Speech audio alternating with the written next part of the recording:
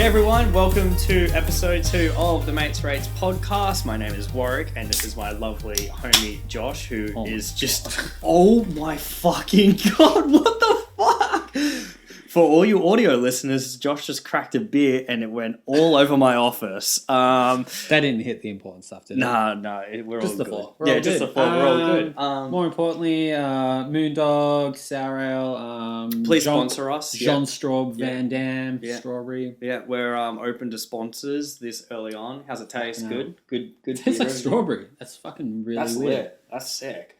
I'm into it.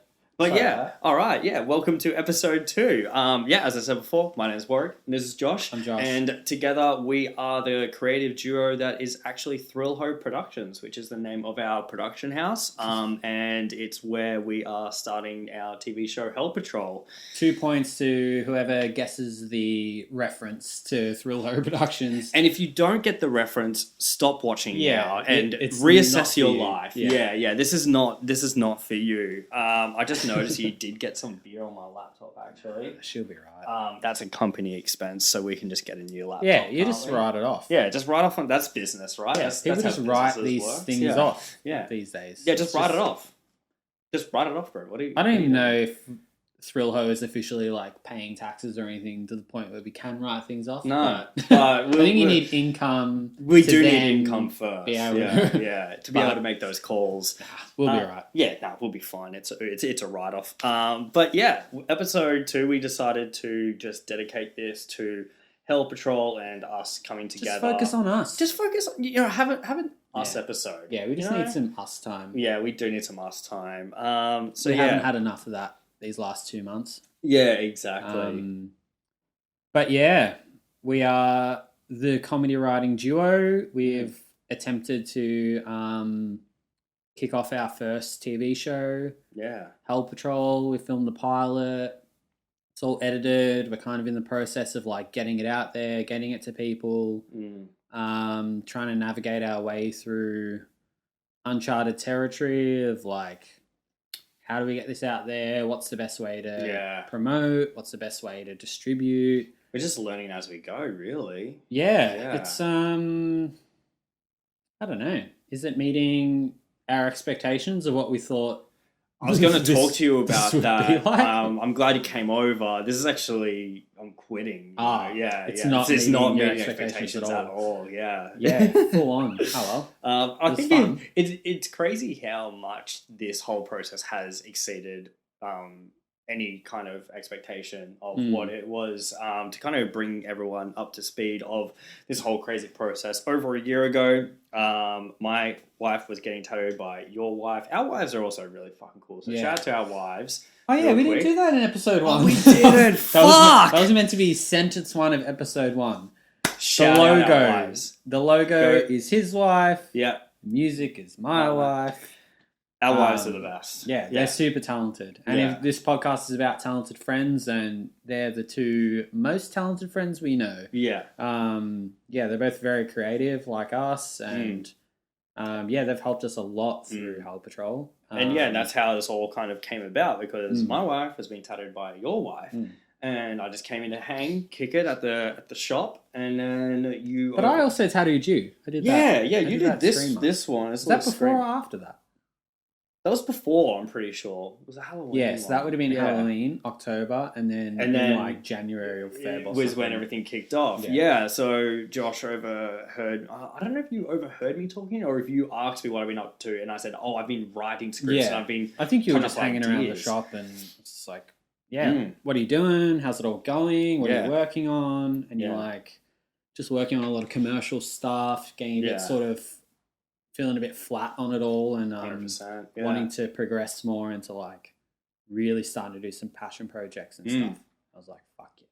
I've got the best idea for it. Yeah. Well, more I was like fucking stoked for you to be wanting to do that. I was like, that's where you should be at. Like, fucking do it, dude. That's sick. I'm like, what are you working on? And I've been working on some scripts for some things, and I don't know, it sort of felt like you were not like 100% on anything. You were like really like just throwing shit in on the wall and just being like... it sounded like you were dabbling in a lot of things. And I was like, well, I've always wanted to do that as well from a different perspective. Like I've been wanting to team up with someone that knows the technical aspects of the film world and knows these connections and knows how to actually possibly get something like this off the ground. Yeah. Speaking of technical aspects, we're in frame? We're in focus? I'm just trying to... Did you press record? I press record. Lens cap's still on though, so, please continue. Yeah. So yeah, it was just kind of like I've always had a passion for the film industry and never really saw a place for me in it, but I've always had a passion for it and always been writing like ideas for movies and shows and stuff. And about 10 years ago, I moved to LA for like 3 months and I was like, wait, what? Determined I was gonna... What? Yeah. What the fuck? You've never told me this. Yeah, me and Av lived there for like 3 months. And were you guys on a visa or were you on the holiday thing? Just the holiday thing. And you just maxed that shit out. Yeah, so I was just tattooing full time there, and Avalon was trying to like sort of launch her music career. Yeah, right. And we had some interviews with some record companies over there, played some shows there. Crazy. And I just sort of had this pipe dream of like, fuck, I wonder if anyone I know here knows someone in the film industry. Yeah. And like, because I had this movie idea written that I was like going to pitch to someone. Could you imagine like playing a gig and just being like, is anyone here a producer? I haven't. No, but it was more like on Facebook and stuff. Yeah. I was just like putting the call out. I was like, I'm in LA. Who knows anyone in the film industry? Hit me up. And someone hit me up like, yeah, my uncle works at Paramount Studios. I could probably like tee you something up. And I was just like, no. I just like fully pulled the pin. I was like, no way. Am I like walking into some office and fuck, could you imagine that, like being just so inexperienced, like literally having no fucking idea and walking into a room of execs and do like an elevator pitch and you're like, elevator what now? Oh my god, knowing what I know now, that would have just been the biggest disaster. I'm glad I pulled the pin because like I was telling Av, I was like, fuck, do you reckon I should do it? And it's just like, no, you should not do that. I was like, what? But yeah, she was totally right. Like, fuck that. Such a clown. But yeah, so all that stuff sort of took a back seat. I just sort of kept writing. And yeah, so then when you sort of brought that up, I was like, fuck, I've got some ideas if you want to like write on them and expand on them and stuff. And you're like, yeah, cool, let's have a beer. So we went and had a beer that week, I think, and just started chatting, and it just seemed like we were both like, yeah, this will be cool. Like, yeah, we didn't know what it was, but we knew we had something. There was something there. Yeah, because like the original idea for the show was so pretty different. Yeah, it was so different. Really it like wasn't really comedy based at all, really. It was. Yeah, like I think I knew I wanted it to be funny, but I didn't know where the comedy aspect would come through it. Yeah, or like there was a lot of like character development and a lot of like visual of what I wanted it to look like and what I wanted the music to feel like. That was kind of it. I was just like, fuck, heavy metal show in hell. Yeah, Satan owns a nightclub, hires a bunch of people. Like it's just gonna be this like gritty heavy metal thing, and like visually I was like seeing it, and then as soon as we started writing it out, it was kind of very clear that like there was so much missing. So yeah, I guess that's where the next year took us, was just like writing, trying to like work out what it actually was. Like what we have something, what is it? Yeah. Let's try explain it to someone that isn't us two. I think that's the hardest part in anything in this industry, is like the selling it.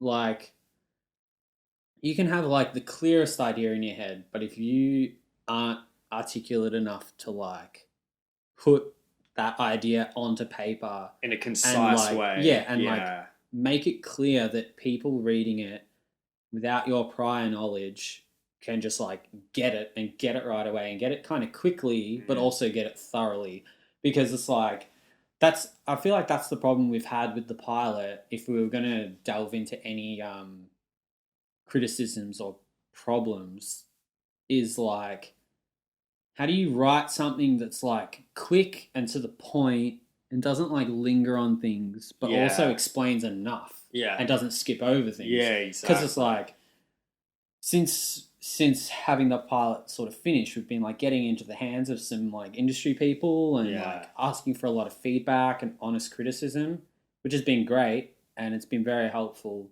But a lot of the criticism has been like, it's been vague as fuck. I didn't really like get that. I didn't really get that bit. Yeah. That joke was kind of missed, or like, what's this character doing? Like blah blah blah. I feel like it's a combination of like, bias and being vague as well, because like I guess that's a problem when you're getting feedback. It's, you know, you can take on as much feedback as you can, but it's very subjective. Yeah, but if that person isn't going to fuck with the show, they're just not going to fuck with the show, no matter how good it is, and no matter what actors are attached to it. And I think that's that played like a big role in it. But it's good that, you know, I keep going back to that in our discussions. It's good that we've just put our egos aside once again and been like, okay, cool, these people have taken the time to give it feedback. Let's break it down. Let's see. How do we reach this goal? How do we improve this? To get to that standard. But that's the hardest part, is like when we were writing the pilot, we were like, we had all these like funny ideas and setups that were like, oh, this would be perfect. But then it's like, we start writing it and we're like, wait, we haven't actually explained that part of the character yet. Yeah. Like, we know that part of the character, so this scene works. But it's like, without the introduction to the and setup to the character, that scene almost doesn't make sense because you don't know that character trait of them yet. And then it's like, what? Is the pilot just like 20 minutes of like, this is it? Like, this is John. John does this. Like, this is his character trait. Like, you need to like explain things in a creative way that doesn't seem like you're just like, okay, we're just watching like all the character bios to get caught up to speed so that finally a joke can happen. It's that was one of our original things. Remember that in the pilot, I think we were going to have like a file system and it was going to explain all the characters. Yeah. And then we're like, what the fuck? This is literally a whole episode of just explaining shit. I'm like, this is so boring. It's like we need to like show their traits without explaining it and like moving things along. But then it's like, but that's the catch-22 with the criticism, is kind of like, oh, I didn't really get that character. It's like, because we've like chosen to sacrifice like explaining that little part that it'll probably get explained next episode. But it's like, you know, like there needs to be some mystery left so that you're like, okay, I don't really get that character, but I can see something's there. I'm invested. I'm going to watch episode 2 and hopefully this evolves somewhere. Yeah. So I think that's the hardest part in general about trying to make a pilot episode of something. It's like you're trying to like get so much information in, but also be really quick and brief, entertaining to like capture people's attention really quickly without explanation. Yeah. But it's like that's the trickiest part, and it's like getting criticism back and stuff is like, helpful. Definitely agree.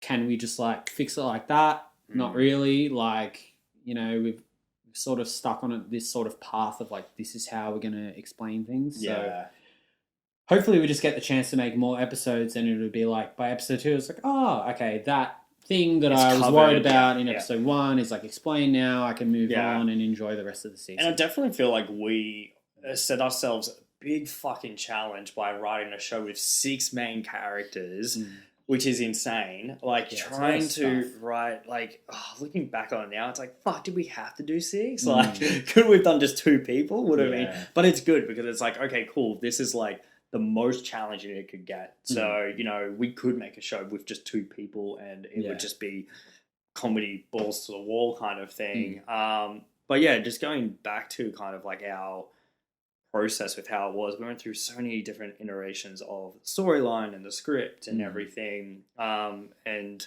then how many versions of the script were there? Well, it was version 19 was the final, but it was but it was version 19 from whence we got the story right. So really, it was like fucking 50 odd like different scripts, which was mental to kind of go through different pilot structures and just writing a whole pilot and just being like, nah, scrap it, start again. And yeah, I think that's good though, because we wanted that drive as well. But it was fun the whole time. It didn't even feel like work. We were never it never felt scrunching like shit work. up and like throwing at the wall. It was like 80s montage of like a disgruntled rider. No, it was totally fun the whole time. And even when we didn't like something, we were like, yeah, that could just be better. Like, it was never like, we're idiots. What are we doing? Like, we're in too deep. It was always just like, this is sick. Like, can't believe we're filming in a month. We should probably finish this script up. But yeah, that was like the other thing as well. The expectations of what this whole project was. It was, I think, like at first we were just talking about doing like a sizzle reel and pitching it to people. We were just going to film it on like my camera and maybe just get a couple of actors together, and then it just snowballed into having a fucking pilot, a full crew, and we're like, what the fuck? Like, I think we just teamed up with a producer who saw our ambition and was like, why don't you just do it? Yeah. And we're like, why don't we just do it? Yeah. Like, I guess money, maybe. Yeah. And then we were just like, oh, fuck, actually, like, I know this friend, they'd probably do that. I know this friend, they'll probably do that.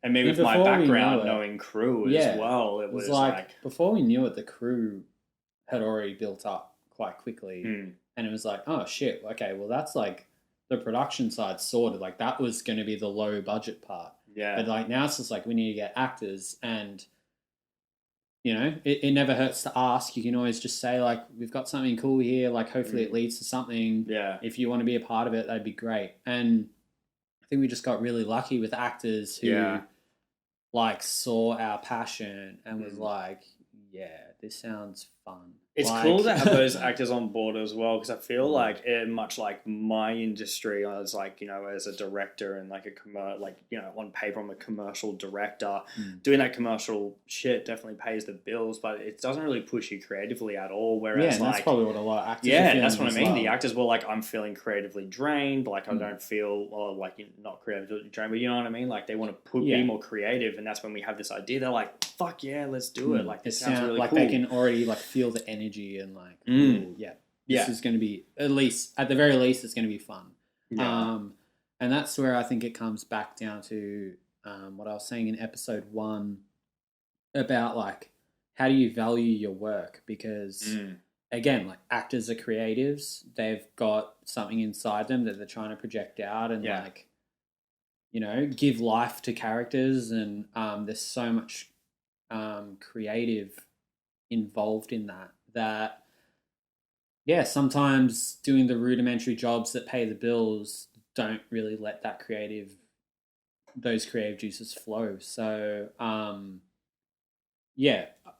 our perspective we were like, fuck, we can't ask this of people. Like shit, like I really hate asking things of people. Like I'll always try like make some sort of trade if it's if that's sort of going to go ahead. But they just seemed like, once they heard the idea, it was like, you just sort of like saw them light up like, fuck, and then we could do this, and then what if the character's like this? And we were like, fuck do it. Bringing like, their like creative to the table was fucking like so amazing. much of the character traits changed once we met with the actors. They brought their own sort of flavor to it, so that was great. Like we got really lucky with the actors, and we didn't really do any casting or anything. It was just kind of like this actor knows this actor. Yeah, it's like this word of mouth thing, which is sort of like the way this whole show has come about. It's like nothing has been by the book, and nothing has been like through agencies or, you know, like I was even like looking into it. Like I guess like we're meant to have like agents for our like writing and stuff like that, and it's like we're supposed to be part of like the Writers Guild and Directors Guild. Like that's like the general consensus. But so we we've just pretty didn't much do just any done of that. everything from word of mouth. Everything from like who we know, and I believe truly this industry is about who you know, not so much what you know. It's like, you know, like talent exists in everyone in different forms, and I don't think you necessarily need like an education system or a degree to like prove your worth in an industry like this. I think it's like, if you can do it, if you can make it happen, I think you should be out there doing it and getting it. And it's all about who you meet along the way. So don't take any of these like small connections lightly. Like if you meet anyone in the industry, like try latch onto them and sort of like see if you can get, you know, some inspiration out of them or some help out of them, and collaboration is key. Try offer it in return, and just like it's this big like sharing network of like helping each other out, and you'll all eventually get there. Fucking shout out to all of like our casting crew. Everyone honestly, that helped what is the crazy. fuck? I just feel so like blessed and grateful for the crew that we have. Like everyone, David McKenna, like our DP, just such an incredible cinematographer. What the fuck? His vision is like him and James together. Like they'd walk into a room and we'd be like, "Oh, this is what we're visioning," and David and James would just fucking whisper at each other, and James just like whipping up all these lights, and in like fucking 10 minutes we have the whole scene like ready to go. And James Thompson, and our lighting guy, he was a fucking gun. Like I've never seen someone work so hard, really. I've worked with a lot of gaffers, and he was not fucking around. And it's like a grueling job. Like he's like on ladders and fucking doing shit. Lights are heavy as well, and especially when we were on such a time constraint on set, and he would be expected to relight the set within like 5 minutes, and it's just like he'd do it in 3. You just see him just like fucking bolting around, like, oh, fucking he grabbed this, and like bolting downstairs, grabbing something, and but also in this like very like casual way, like he was never stressed. He was like doing things quickly, but just like dead straight face on, and like good to go, guys. And we're like, that's all set up, and he's just like, good to go. And it's like, because we'd be like, you know, so cool, we'd be chatting with actors like about the scene, we were and stressing. We weren't really seeing him do it, and we were just like, it's good. What? And he's just like James is like, dude, I've been ready for like 10 minutes. I'm having lunch. Like chill, it's all done. No stress. But just like that. And even James, the sound guy as well. Again, another such a cool cat. Like just didn't see him stressed once. And like really like onto it. So we got really lucky with those guys. And like our makeup team, like Kate and Kiara, like just having 2 girls doing the hair and makeup. What the fuck? Like for that many people, and they just crushed it. One day they were doing hair and makeup for like 20 odd people or something. We had that extra scene. That was gnarly. They killed it. And Hayden Dibb, second camera was amazing. He actually captured a lot of the footage that we ended up using. Which he was sort of meant to be like, I guess in general it's sort of like a backup thing. Well, it's like when you're cross shooting, it's like you're using both, but we did end up using like a lot of Hayden. That's not to discredit David at all, obviously. No, it was more so to talk up Hayden of how hard he worked. Like he was not just like chilling around being an assistant. He was like fucking in there getting a lot of the key shots, and everyone was there just to help us get the best product possible, and that's what you want. You don't want to bring people on board to a project that just kind of like they're like, oh, I'm here because I owe Warwick and Josh a favor, and like they're just kind of dragging their feet. They're like, I can see the value in this, and going back to your original point of like, you know, there's no where's that dollar value kind of thing. They're like, well, I see potential in this. I'm going to give it my all because if this goes well, then like I'm here for the ride. And that's what we said to our cast and crew. We're like, you know, if this shit picks up and it goes well, you guys are in for the ride if you want it. So yeah, and that's sort of something we've stuck by, is that we really think we've like built up a solid crew, not just in like, oh, these are the people that were willing to help. It's like, these are the people we wanted, and it was just a coincidence they were willing to help. And like, I'm so happy with the team, and I really hope we can keep going and keep doing it. So, you know, if there's any networks out there, do you know, it feels like picking Netflix, up a show, like Stan, I've heard, Amazon, Netflix, Stan, Hulu, you know, just any of them. If you just want to We'll put our bank Our details email? will be here. Yeah, bank details. yeah. Just direct debit, right? Just yeah. direct PayPal. we don't need contracts. Just send it straight over. Just send it straight to us, and we'll do the rest of the season. We'll get back into the production. Yeah. But yeah, I guess like as stupid as that sounds, it's kind of like I guess that's where we're at. Like trying to raise funding because it's like we're at development stage. Yeah. Yeah, really, all we want to do is just like get back into it and keep doing it, and we've spoken to it about it at length, and it's not like we don't want like fuckloads of money. We were just kind of like We've definitely worked out how to do this on the lowest budget possible. We're like what's skimming and us not making any money, and but it's like the way we got the pilot done was like everyone giving us sort of like goodwill and donating their time and stuff, which is all great. So technically the pilot had like a $0 budget. But like thanks to some sponsors like Fireball and Converse and Wrangler, we were able to get it over the line and get those extra things that did cost money. But yeah, it's just not really feasible to do that for another 5 times. So we really are looking to like pay all the actors this time.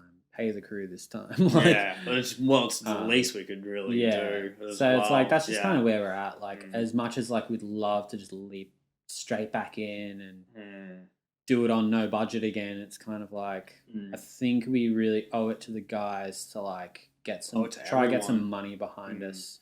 And this is actually something I was like talking to Caitlin about last night. We were just like kind of discussing how it's like, you see some company structures, they're just caring about profit, and then and like all the employees are like fighting for raises and they're getting fucking nothing.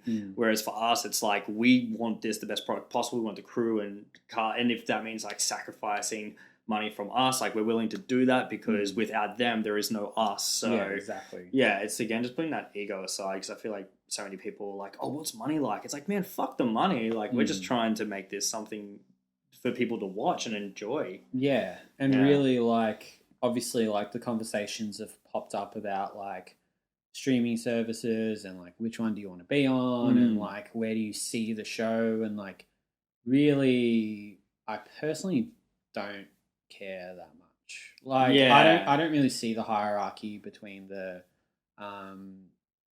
services. It's just kind of like people will watch what they want to watch, and if there's an audience for it, they'll find it. Yeah. I hope that it's like worldwide accessible, and just where anyone can watch it. I hope we can somehow get some money behind us to get it made. That's the only thing. I just want to get it made and get it like out somewhere for the masses for people to watch, we can, we've had so many lengthy discussions in terms of marketing plans and things like that. But at the end of the day, it's like whatever, like I think we've kind of proven to ourselves we have like an organic audience, and we're just like, cool, sweet. Hopefully those people are in for the ride. And I don't know. It's just cool because at the end of the day, in fucking 50 years from now, we can sit back and be like, dude, remember that show? Like no matter what happens in our lifetime, we're like, remember the time we made that show? That's fucking crazy. That's what I mean. I'm just at that point where I think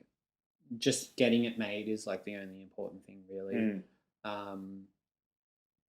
Like people bring up a lot of negative things about certain streaming services and stuff of like, you don't. It's kind of like with don't go with this network. Don't go with these people. Don't work with this. It's like with music, trying to sign to a record label. It's like, which label do you go with? Oh, this one I've heard they're kind of shitty, and this one's this. I just think like at the end of the day, it's about like creating the music and getting the music out there. Yeah. And it's like, that's the most important thing. It's not about the money or about the success. It's just, we've just got something creative we want to express. And I'll be really bummed if it kind of doesn't go any further. And we've always said from the start, like either way, whether it gets picked up or not, we're making this. We're going to make it. Yeah. So Hell Patrol season 1 dropping tomorrow. We haven't filmed it yet, but I wish. But like it's kind of like for me personally, just the whole, and like we've had this discussion before, like people, and it's like my biggest mentality is just be about it. Like people people get to the end of their lives and they're like, oh, I could have done this. Or they're like, oh, yeah, I was going to join this band, but then I didn't, and the band was successful. And you're like, cool. Yeah. Like, so you're just sitting there just being senile about it. Yeah.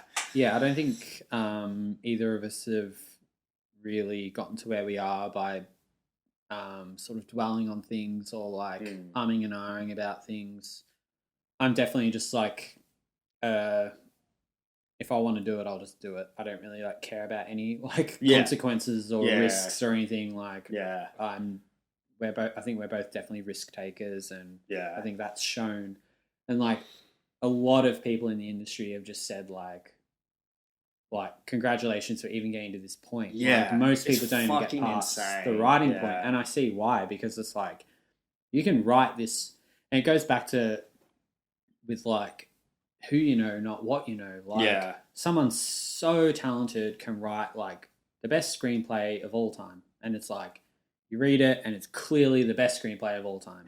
But it's like if they don't know how to get it to the right people and to the right place to actually get it made and developed, it'll probably never see the light of day. And it's like it's the same with music. There's so many talented musicians out there that just like do it all at home, and they're creating incredible music, and it's just not getting out there. Yeah. And it's just not like, whether that's how you measure your success, by how many people see it or hear it, I don't know. But like there's definitely a lot of music and films and TV shows out there that are just like, what is this? How did this get to this point? Exactly. How did this get made and this didn't? It's just like, it's clearly just this like, there's a way to navigate the system. There's like all this like street smarts you need to know. It's kind of like going back to my original point of like having the expectations. It was just kind of like, at first I was like, oh yeah, cool. There's a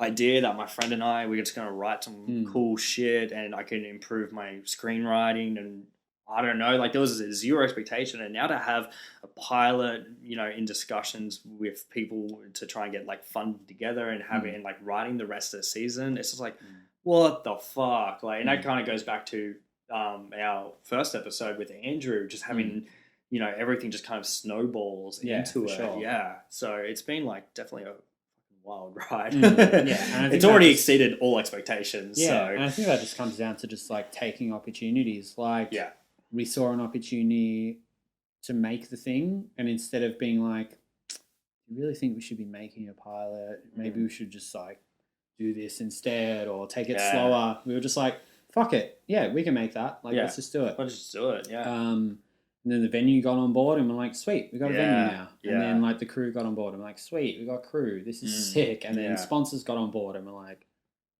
okay, it's like too late to turn back now. It's looking like it's getting made. So. That was wild when we were both sitting there. We were like, fuck, even if we wanted to back out, we just couldn't. It's like too many people were just relying on us. There was never like that moment though of backing out. Yeah, but wanting to, but it's like... It's definitely a crazy feeling that once you're in, it's like that roller coaster when the things go down and you're locked in, you're like, you're fucking in now. And that's it. Yeah. So, like going back to kind of like our time on set as well, that was insane. It was basically like chaos. 3 fucking hectic days of absolute chaos. We had a day of bump in, right? On Sunday. On Sunday we bumped in. Yeah, so it was like 4 crazy days. Yeah, it was 4 crazy days technically, but we had our first day of just kind of loading everything in. James, our lighting guy, like our gaffer, we helped bring in all of his gear and like dressing the sets and stuff. Yeah. It was like... The first day we were behind like 2 hours because the tables, Satan's table didn't come for an hour. It didn't come till like 11. Yeah, the props didn't arrive. Oh, that was so fucking That wasn't a great start. That was such a terrible start. It was like... But that's the thing. These are the things that... These are things that just happen. Gonna happen. Yeah. And it's like we could have been more prepared for sure. Oh, 100%. But I still think it doesn't matter how prepared you are. You still need to be prepared for shit to go... completely wrong. Yeah. And I think we like adapted to the situations really well and somehow pulled it together. I think that comes down to Ash Moore, our producer. She's very diligent with scheduling and planning, and trying to keep us in line. Yeah. We definitely dropped the ball with despite everything. how out of line we were so many times. Yeah. She really had probably the hardest job on set of just like watching these two like headless chooks running around, basically just like, for lack of a better term. I have chickens. I don't condone that term at all. But we were just like, what's happening? Are we starting? What time is it? Like, and again, going back to that crew ready? and cast, like they were just so helpful. Yeah, if they weren't on to all their jobs like they were, like we didn't really have to look out for any of them. Yeah. We just were, because we were like panicking. We're like, David, are you ready? Are you ready? Are you ready? Yeah. And it's like, they're all like, yeah, we're ready. Yeah, like chill. We're not stressed. You're stressed. I remember like one time I was like, I think it was day 3 in that morning. When you had that mental breakdown. Yeah. I was... No, when we committed you to the asylum. The abandoned one where the horror film that we're filming. Yeah. I was kind of freaking out. I can't remember what the fuck it was. Like, those 3 days were a blur, honestly. But I remember Judas just like... Chill. He was like, dude, chill. Yeah. It's all good. And I was like, oh, you're right. Well, Jack is his name, but Judas is his character name. I just find it easier to call everyone by their character names.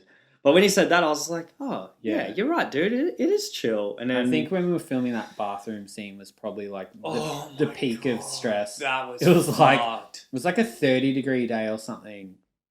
And we were inside this tiny bathroom with like 10 of us in there. It was literally a small space. We were just like dripping with sweat, and we were just like suffocating. It stunk. And stunk like piss, and it was just like there was no ventilation, and we were just like getting all like, like every time something went wrong, we were just all like holding our heads, just to kind of like give you to set the stage. This bathroom is tiny as fuck, and we had like fucking like 6 pages of dialogue in this bathroom. It was like most of the episode is filmed in this bathroom. But the tiles were glossy and reflective as fuck, so our lighting was already like super limited. And then there was a big fuck off mirror as well, so trying to get reversals and over the shoulder shots were insane. It was like, that was... But we did it. That was good. Because like David took a lot of direction that day though. He was kind of like, we had to like, this is how we do it. Basically let David do it. Yeah, let David direct in terms of the placement of the actors, and that goes back to like collaboration as well. Like he's so experienced, and I just let go, and I was just kind of like, yep, here's like the semi-director hat. You tell everyone where to stand because you know everything about shooting this area. So, and just having that trust, and that actually turned out to be probably like one of my favorite scenes in the whole show. Definitely probably the best scene. Yeah. So, but yeah, that was pretty much it in terms of like a summary of the 3 kind of set days. And it's weird because like I was going to ask you what you find the most challenging, but fuck me, there was so much stuff that was like so challenging. Well, we were so the most challenging part is that I've never been on a set before. Oh yeah, it was Josh's first time ever on set, ever directed or ever done anything. So and it was my first time working with a crew and cast of that size. Like I think the biggest commercial campaign up to that point, I had 10 people, and this was fucking 30, and I was just like, oh god, like just and. When everyone has a question, it's just like the whole room stops and just looks at you, and you're just like, "Oh, I need an answer now. I need an answer." I think that's why it helped having 2 of us as well, because being a duo helps. Different strengths, obviously. Yeah, because like there's strengths that come with experience, but there's also strengths that come with like being fresh to the game and yeah, I don't know. I think we complemented each other well. I feel like us being a duo, because we are in like a unique circumstance of being a writer-director duo. There's not many kind of out there in the world. But for me, it's probably for the both of us, it just comes so naturally. Like there's so many things where I'm like, oh, I wonder what, like, I'm like, yep, cool, this is sweet. I want to see what like Josh thinks of this. And not in a sense of like, you know, you're my boss or anything like that. It's just kind of like, this is a cool idea. I would love your intake on it to build it up more, you know. Yeah, and I it's feel like vice whenever we versa. see eye to eye on something, that's when we know we've got something. If the other one isn't feeling it, then it's kind of like, all right, we need to rethink it. Yeah, and even on the phone last night, you were just like, oh, let's revisit this part of the script. And I'm like, oh, what about this? And it was building off something that you wrote, and you're like, yes, and we could do it like this. And we're like, yeah.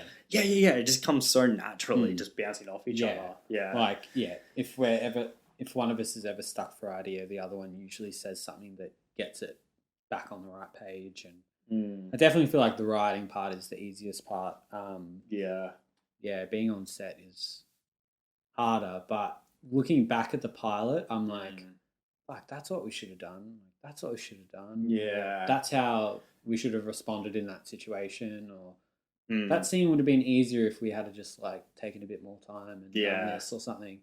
So it's like, I'm not at all put off by the experience or going back into it. It's just like, it was a massive learning curve, but it was like all positive. Yeah. I'm really excited to get back into it. Oh, also to paint the picture, we had it was 3 days on set, but we didn't have much wiggle room. So it was essentially like the actors just kind of got their lines down, and then we had to kind of move on. We couldn't really be like, all right, guys, let's reset and, say the line this way. There was like not much wiggle room. So we, again, it's just learn from that. We're like, cool, let's take our time next time. Again, this whole thing's just been like a giant learning curve, and it's cool. I wouldn't have had it any other way. You know what I mean? Like going to film school and being on set like a billion times beforehand, just diving into something that's completely really unknown to me. I would have I wouldn't have done it any other way, really. I know that you're probably different. You're probably like, fuck no, let's redo that shit from scratch. No. Everything.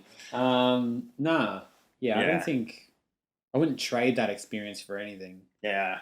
But I guess in hindsight, being more prepared and having more time obviously would be a real big help. But depending on where we go with the rest of it, hopefully we might have a bit of time to revisit a couple things from the first episode. Or, for sure. But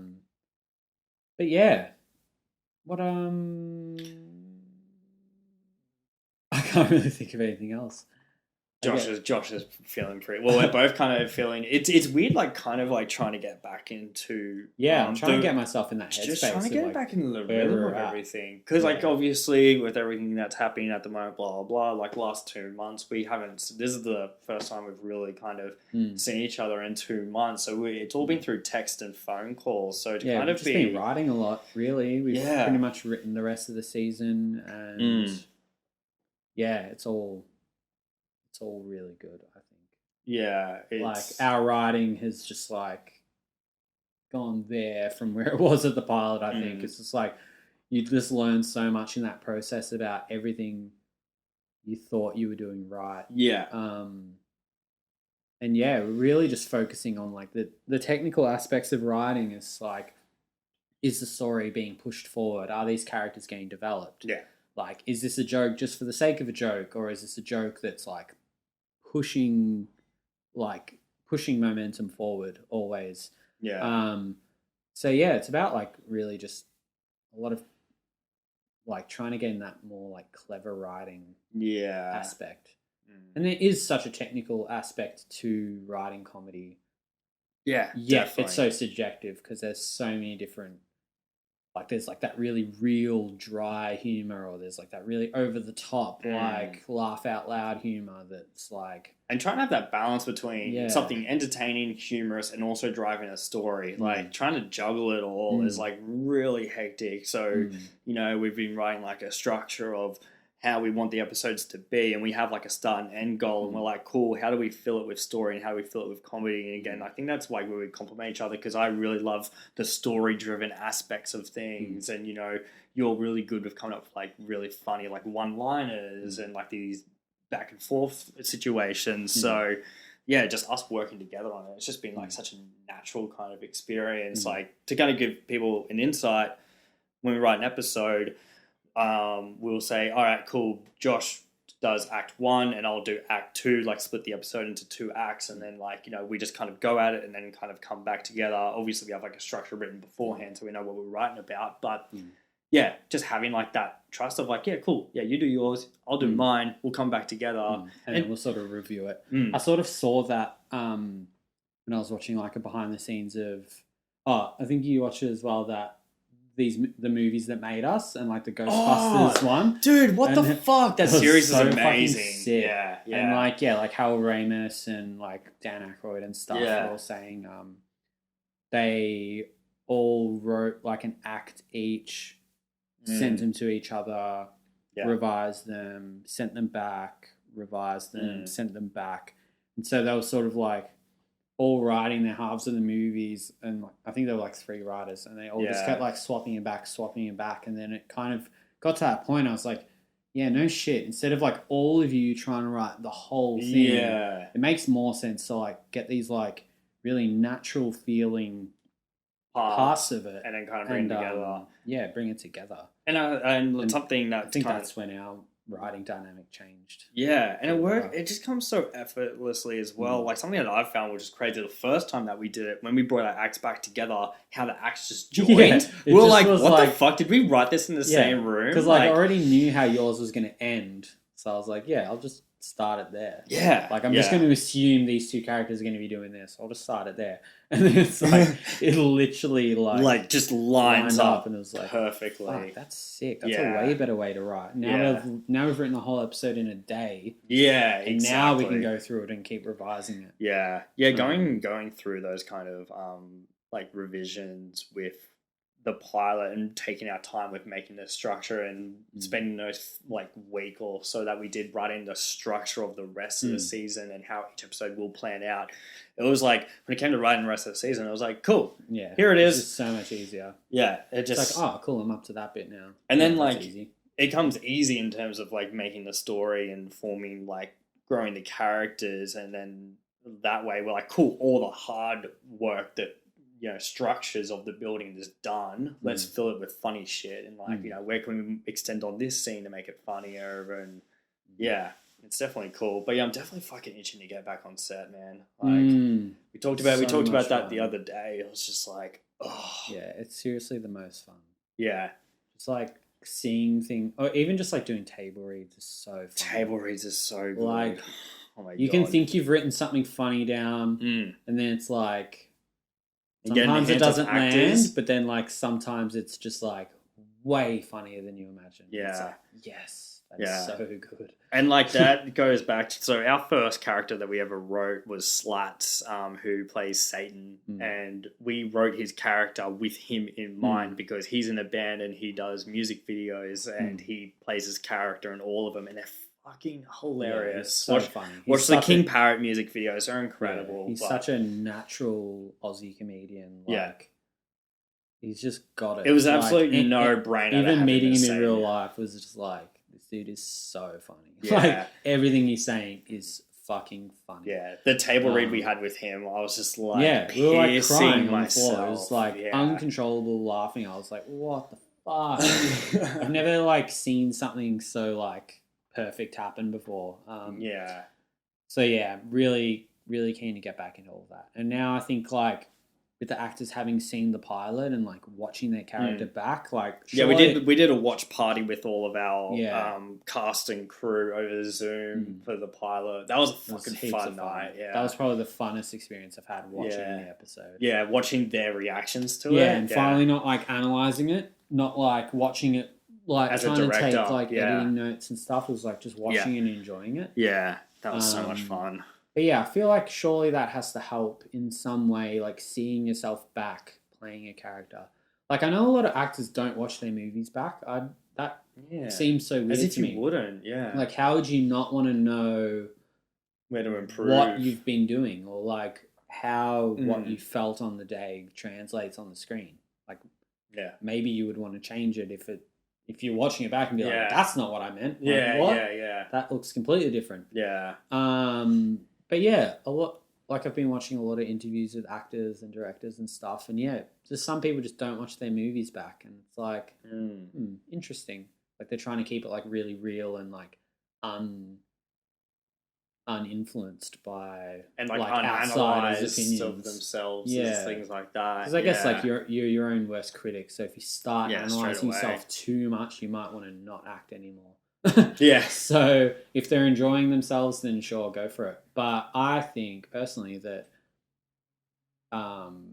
hopefully our actors have like sort of gained something from watching it back, and when we go back into table reads, they'll be like, "Fuck, all right, this is what worked. This is what I think I need to work on. Like, let's bring this element of the character back to life." And dude, that was the same with us as well. We've seen all that stuff. Yeah, and like that was cool as fuck doing like that watch party over Zoom and just hearing like the actors, because as well, like the actors, we filmed everything all over the place over the 3 days, so they had no idea how it was actually gonna. Obviously, they had the script, but they had no idea visually how it all kind of coming together. Some of the actors weren't in scenes at all with Satan and stuff. So. Yeah. So that was like to hear their feedback and them coming back being pumped more than ever just elevated us being like pumped more than ever. Like we just getting these like little wins and we're like, fuck yes, let's keep going. Like this is so good. Now our next stage that we want to experience is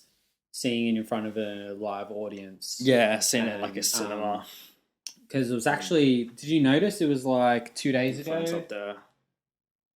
It was 2 days ago we were meant to have the premiere. Yeah, I know. Yeah, Caitlin had it in her phone. My diary. Yeah, she had it in her diary. Oh, that kills me. Cuts deep, man. Like we were kind of so close because it's like all the restrictions are like starting to lift, and it's like in a few weeks, maybe like cinemas will reopen again. Yeah. At the end of June, cinemas are going to reopen to like 50 people. So we were close. So who knows? Maybe in the next couple of weeks we'll be announcing something. But we had already sort of planned a screening. Had something. Yeah, we'd had a screening planned at a really fucking cool cinema in Melbourne. So we were hoping to pack it with our friends and family, like industry people, whoever. Just everyone. It's going to be a free event. Yeah, it's going to be sponsored by Fireball.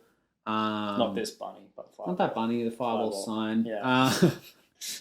And it was going to. It's going to be a really fucking cool thing if we get it off. If we get it happening, there's going to be merch, drinks, screening, bit of hangout time, bit of Q&A. Yeah. That's the shit that I love, is like that connection with the audience, like the Q&A. I really just want to like sit there with them and like get a couple laughs. Yeah.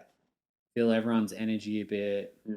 Answer some questions. That's hopefully what this podcast is sort of doing as well. Yeah, exactly. Hopefully connecting with you guys out there and answering a few questions, and feel free to comment and like and subscribe and touch base with us if there's anything we've touched on. Yeah, our email, our podcast email. It's going to be around here. There.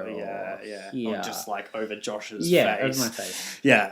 But like feel free to contact us. Like touch base if you're an up and coming filmmaker like ourselves and you're also delving in to a project. Maybe you feel like you're in too deep, or you've sort of hit a bit of a snag in the road, or anything really, just hit us up. And or if you've had a similar experience to us, like we'd love to or know. if you've had more success than us and we can leech off you, just let us know. Again, if you're an exec, if you are at a network, it's the bank details, the PayPal link, phone numbers. It'd be like those cheesy commercials from the 90s where it's like the 1800 just scrolling along the bottom. Yeah, scrolling along the bottom. But we're really excited. Are you tired of having a pilot and having no network to distribute it on? Come on down to Networks R Us. Yeah. Fuck. Maybe that'll be our next venture. But please contact us. I think that's pretty much all we've got to say on the topic, isn't it? Yeah. It was a thumbs up. It's still a thumbs up. Still 2 thumbs up. We want it to be 4 thumbs up. Yeah. We want to get it out there and. Again, it's like one of those things that we're still learning as we're going. We're trying to be like, okay, cool, we have a product. How do we get it out there now? And how do we make sure that people will be engaged? And how do we make it so it ties in with the rest of the season? So again, like learning as we're going has been really fucking interesting. So maybe like throughout these episodes, We'll be updating you on where we're at. And, we want to be as transparent as possible. Obviously, like there's things that, we aren't allowed to say, but for the most part, I love that idea of just being really transparent, because I feel like so many industries, people just hold all their cards to their chest, especially like Hollywood shit, man. Like I feel like there's a filmmaker who I think his name is Daniel Sandberg. His name is Pony Smasher on YouTube. Basically, his guy did Lights Out film, and he directed one of the Annabelle films as well. And he's a guy that just started off YouTube. But even though he's in Hollywood now, he's still making YouTube videos and shorts at home with his wife, who's an actor. Keeping it real. Yeah, and keeping it real and kind of breaking down that wall. So, hopefully, get more of I that. think the DIY aspect is really has really broken through to Hollywood. Yeah, 100%. So maybe we're in the right place at the right time. Maybe we'll have a bit of a success story on our hands by the end of, I don't know, by the end of this podcast. But hopefully we can fill you in along the way. Like I hope we get to announce a premiere. I hope we get to announce we're back in production. Yeah, this whole COVID I hope we get to to post a link here about where to stream the whole season and stuff like that. Fuck, that'd be cool. That's like it's crazy. Like that's a goal. Like I just love to have a link to be like, yo, you can watch my fucking TV show. Yeah, here. Like that's. And I think that's power of the internet as well. Like it's we're not restrained to a network. It's kind of like cool. It'd be sick to get it on a platform that people all around the world can just watch. Even if they have to work on like dodgy streaming websites that give you like a million pop-ups ads. Yeah, like 1, 2, 3 movies and shit. Yeah. Fuck, those things piss me off so much. I click play twice and then I'm just like, I don't even care anymore. Yeah. If you go to pause it to take a piss and there's like a million pop-up ads happening, you're like, I'm just going to put a DVD DVD. It's like you skip Netflix instead. Yeah, just like I'm done with the internet for today. I'm gonna put a DVD. Just like unplug the internet. Anyone out there still buy DVDs? Yeah, it's not that obsolete. Just get over yourselves. Yeah. Someone like one of my mates like really fucking ripped me to shreds recently. Like, what we were doing was playing this game called Taboo, and it's like I think I've heard that. It has a card and it says the word at the top that you're trying to get your teammate to guess, but then 5 words you can't say. And so the thing was DVD player. Yeah. And like he wasn't allowed to say like VHS, DVD, CD. He wasn't allowed to say a lot of things. So he's like, obsolete technology, ancient technology, no one uses this anymore, useless crap that you can't use anymore. I was just like, I don't know, tape player, record player, gramophone. Like I was thinking like old. Yeah. And then the time runs up and he's like, DVD player, you idiot. I was like, fuck you, dude. Like, are you being serious? Obsolete, like if you just said like non-technology service, I was just like, fine. And he's like, what? Like, name one person you know that's brought a DVD recently. I was like, I did. But he's like, fuck off. What are you talking about? He like couldn't wrap his head around that I brought a DVD recently. I was like, it's a new movie that came out that I know isn't going to be on Netflix. Like, I wanted to watch it. I bought it. Like, just go to Kmart, buy it for like what's $10 the difference? or some shit. What's the difference buying it $10 at JB, owning it, and then or buying it $10 off iTunes? You're still paying the same stupid amount of money. Yeah. Like, iTunes isn't cheap. Like, I've been renting movies on iTunes for like $5 a pop recently. Yeah. Because they're like movies I want to watch, and all those streaming sites seem to be like fucked now. Yeah. And so I'm just like, I'm paying $5 a movie anyway. Like that's as stupid as just buying the DVD. Like, yeah. Do you know what's highway robbery? Fucking cinemas now. Like, yeah. I love the cinema experience, but man, like dropping fucking like $30 a ticket. It's like, dude, so when Kayla and I found a loophole. I'm just going to destroy the cinema industry. Yeah, just sneak straight in. Sometimes they don't even scan your tickets. You like buy tickets and you just kind of like and there's no dude there, and you're like, why am I waste like, the money? What? Yeah. Okay. Do you know, like, me and my mates used to, we could probably have a whole other podcast of the dumb shit we did as teenagers. How to steal things. But how to steal shit. But we would, like, go to watch a movie and then then you just walk in into another one. Once you pass that velvet robe, there's they don't like, give a fuck, man. Like, there's no rules. Yeah. You can just stay there all day. Yeah, but yeah, Kayla and I, what we do is like we buy like a movie voucher because it works out to be cheaper than buying the tickets and the snacks separately. So it's like $50 and you get like 2 tickets and a whole bunch of snacks and shit. And the 2 tickets alone are like $40. So you get like 70, $65 or some shit like that worth of stuff for 50. Yeah. And then like, yeah, but still fuck $65, Jesus Christ, it man. It needs to be something I really need to see. Yeah. But also it's kind of like VMAX and Extreme Screen and stuff. It's like they automatically charge you more for that. Yeah. It's like, it's not just like, oh, the big movies are in there. It's like, well, the big movies are there and there. Yeah. And that costs $5 more. It's like, well, I'm not going to not see it in VMAX Yeah. or Extreme Screen if it's like now you're dangling the fucking carrot. Mad Max Fury Road or something. Yeah. It's like, I'm going to see that big and loud. Like, I'm not going to just cheap out. So it's like... And to go full circle, watch our show big and loud. Because there is the soundtrack is killer. Soundtrack is killer. Again, yeah, another shout out to Andrew from episode 1 for coming on and building up with the sound design. It just... Takacic. Andrew Takacic did It's like Takashi, but Takashi. Yeah, fuck me. It's confused because there's a Z in there, you know. Yeah. But he did the score and sound effects, and then my friend Elliot Sloan, the pro skateboarder from California, did the actual songs.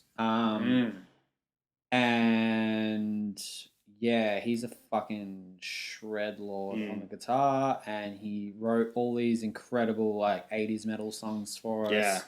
My mate Jack Thurgood did the vocals for them, which is a lot of fun. We'll have a thank yous list as well. Yeah, there's a lot of people. But we seriously cannot thank everyone enough. It's been fucking dope as hell, and we're really keen to go back on set and keep doing it. Yeah. Like, fuck, man. It's going to be sick. We've got many more jokes, many more songs, many more everything to come. So, but yeah, thanks so much for everyone that has been supporting the show, actually, before we sign off already as had well. Such a big support system. Yeah, it's everyone, insane. Yeah, everyone that's been sharing the Instagram page and the trailer around to everyone. It's been really cool. Yeah, the trailer got like 40,000 views in like 3 days or something. Yeah.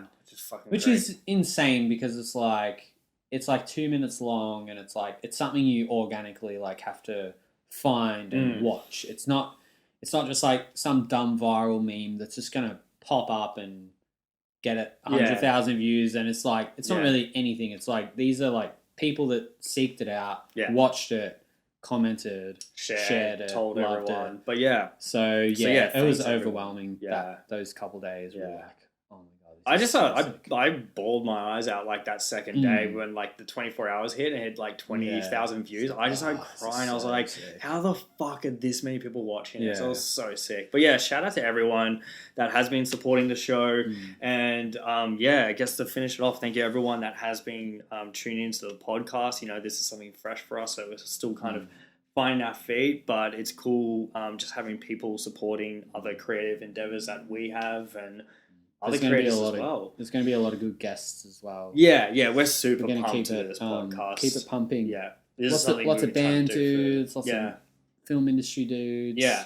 So if you love podcasts about creative people and dumb jokes as well, and also kind of taking away a lesson, keep tuning in. And on YouTube, you can like and subscribe and comment, share it around the video platform there, and it's also on Spotify and iTunes. So if you could rate it and share it around as well, it kind of helps like push the podcast out to more people and get it recommended to other people. So again, thank you so much. And this has been episode 2 of Mates Race. And thanks everyone. Yeah, no worries. All right, have a good one. See you guys. Say hi to your mum for me. Oh, bro, so funny. See you guys.